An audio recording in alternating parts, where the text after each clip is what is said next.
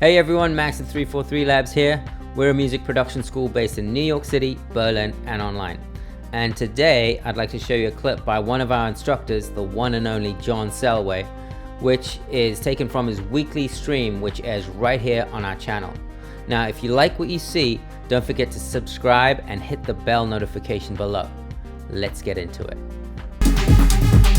I also kind of feel like the kick drum could punch a little bit more.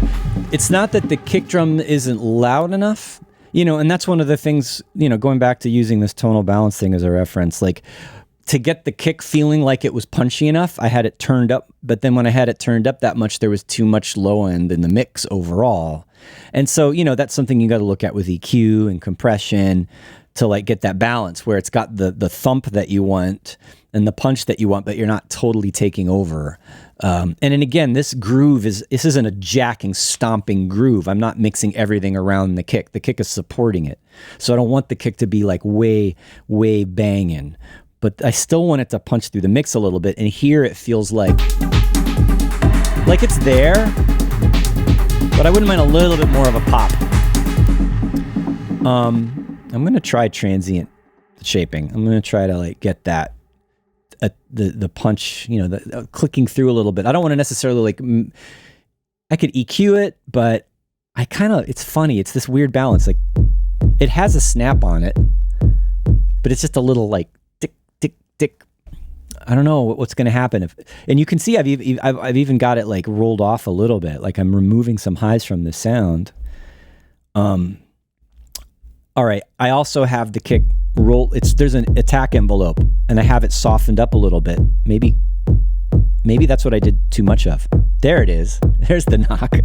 All right. Before I go to effects, before I go to the transient shaping or like some compression or something, I'm going back to my little DS kick synth here. And oh yeah, I made it sound soft. That's why it's doing that. I could even think about automating this because maybe in the beginning it's softer. And you can hear there's a little big, when the oscillator's getting re-triggered, you're hearing a snap. All right. But then over here, maybe we can, in this section, all right, where are we at 11%? Let's bring that down.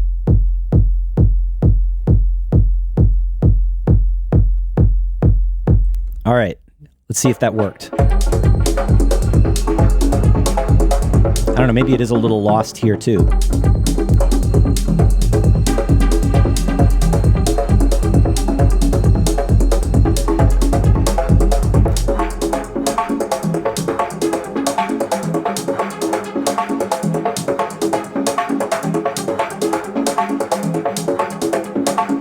This part makes me feel dizzy.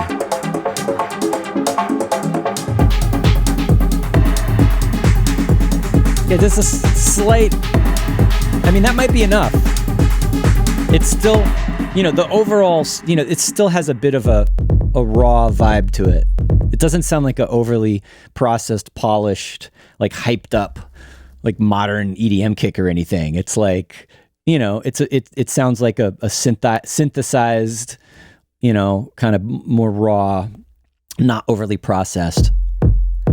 Kind of, it is what it is. I did put a little bit of saturation on it.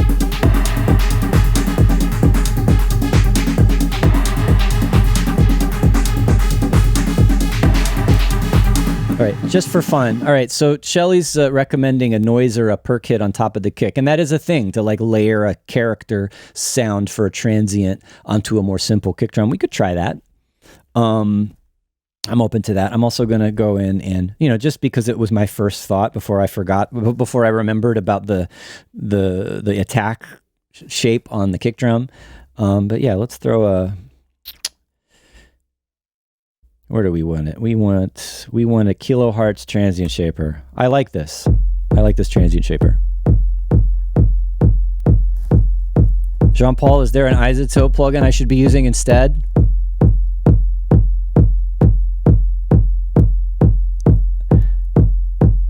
Dynamics 2. Oh, a Zap.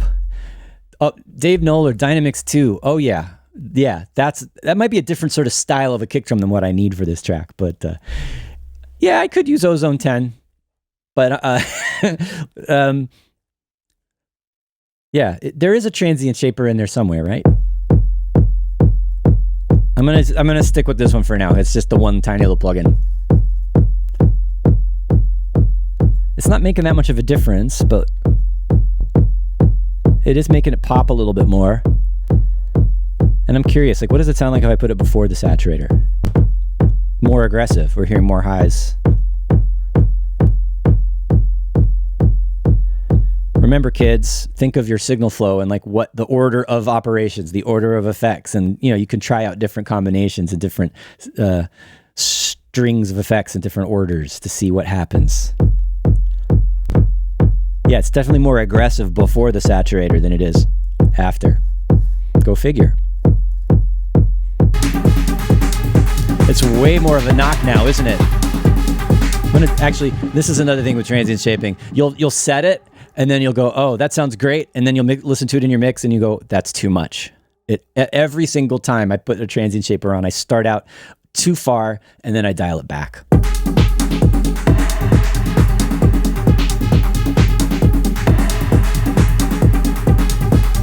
Also, it's good to do it in the context of the mix so you know how it all works.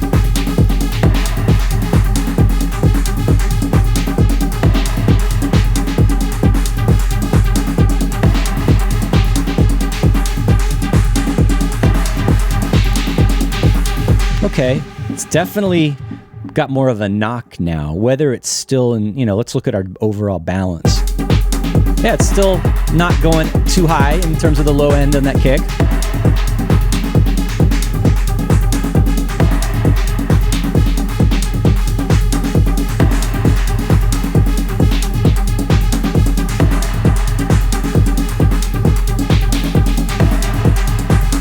Oh, I remember another thing I was thinking about doing. Right. I still may go back to that kick, but I like where it's going. That's, having it, I want it to add a bit more energy, right? So having that transient shaper on there and also combining that with a little bit of adjustment to the attack shape, to the time of that kick drum. And actually, later I think it goes back to a lower level. Let's put it back. Yeah, we started at 10. Let's go back to 10 at the end. Or close to it. Close enough anyway, right?